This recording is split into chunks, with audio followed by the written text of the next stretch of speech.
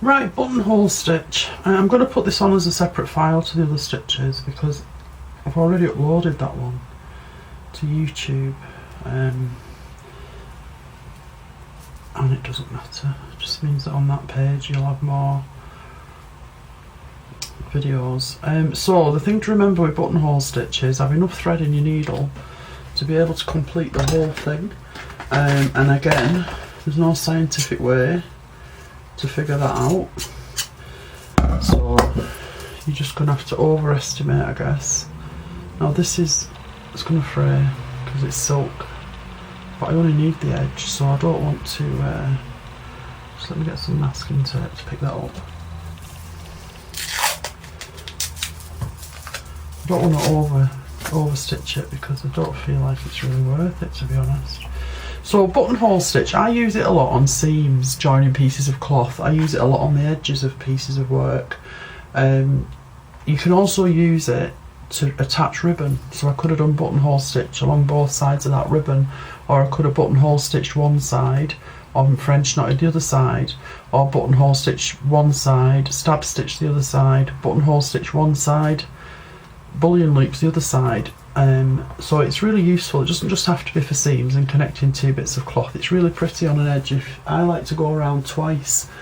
It's on the edge of my needle case. There. Okay, and I went round there twice. It kind of gives it a lacy effect. So if you go around twice. So I would advise twice. But again, it's personal preference. You can also dangle beads off it. Now I don't usually work it in a hoop. I usually work it holding it in my hand. But because this is such a small piece, I'm probably going to do it in a hoop.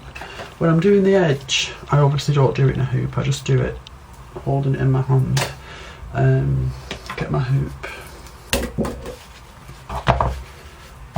Now, don't worry too much about putting your hoop on when you've got stitching. You can just be careful with your placement. So if I do that, then I'm not actually flattening any of them stitches, and it depends on the stitch, to be honest. If it's stab stitch or running stitch or even a mass of French knots, it doesn't really matter if they're trapped between there because stamp stretching brings them back to life. But I'm always extra cautious with bullion loops, and it's not good practice really to do it over beads because you'll find that you can snap them off if you put your hoop over. But you've also got to bear in mind where it's comfortable for you to work with it in the hoop. So I've got a knot in my thread.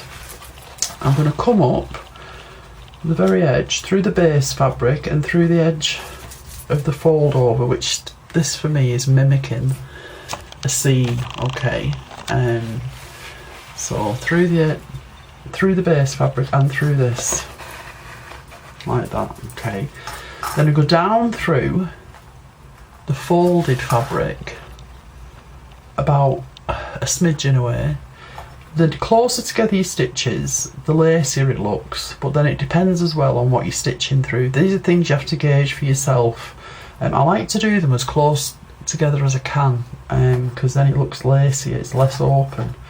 So down through the top of the top fabric and through the bottom layer, and then you come up just below your fold, but only through the base fabric, and you leave your thread below your needle so that when you pull your needle through, that's going to create a loop like that. And again, down through both lots and up just below the fold, but just through the base fabric. There. So down, and you can usually do it all in one movement. So down and up just through the base fabric, and do that all along. Now it's possible to join your thread in, but it's just, for me, too much hassle. I'd rather just have enough thread to do the whole thing all the way along. Now I'm not going to go all the way along here. Down through both, so through the folded fabric and up, come up just below the pleat, the fold, sorry, on the base fabric. So down through everything and up just through the base fabric. Now to fasten off, I just go to the back in that stage, at that stage like that, okay, and then I do a Henrietta knot on the back, and that's how my back looks as well, really nice straight lines there. So to do the second row, I changed to a blunt needle, because you're not actually piercing your fabric in this row, you're just weaving through the stitches you've already made. So I changed to a blunt needle, okay, put this one back. I haven't got the door open anymore, the weather's turned, so near that wind, I'm really high up here, I get a lot of wind, really windy. Right, blunt needle and knot again. And again, enough fabric to do the whole, enough thread to do the whole run. Okay, so you're coming up just to the left of that first loop that you've made. Okay, this first loop that you made with your first stitch. So come up and then just go through the loop that you've made. Not the fabric, just the loop. And again, the thread is under the needle, so the next loop. Can you see that? Through the next loop. And my thread is going to be under my needle. And you do that all the way along. You don't have to pierce your fabric at all. So you just do that.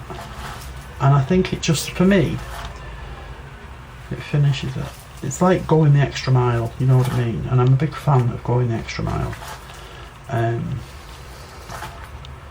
So... Right, and then to finish it off, exactly the same, down to the back. I mean, to me that looks so much better than just one row. But again, it's personal preference, we all have different things we like. You might actually passionately love how it looks with just one row. There's no right or wrong way, you'll develop your own favourite ways and your own favourite stitches and your own preferred finish, and you know what I mean, so there's no right or wrong way, don't ever think there is, because there isn't. Right, and then put a knot in your thread again, Henrietta knot, and cut that off. Okay, so that's your buttonhole stitch. Right, and this will be on the same page as your other stitches and your run through of my favourite threads and things. So I'm going to cut that down a little bit so it doesn't look ridiculous. A massive bit of silk there and a tiny bit of stitching. So that's that. I shall turn off now.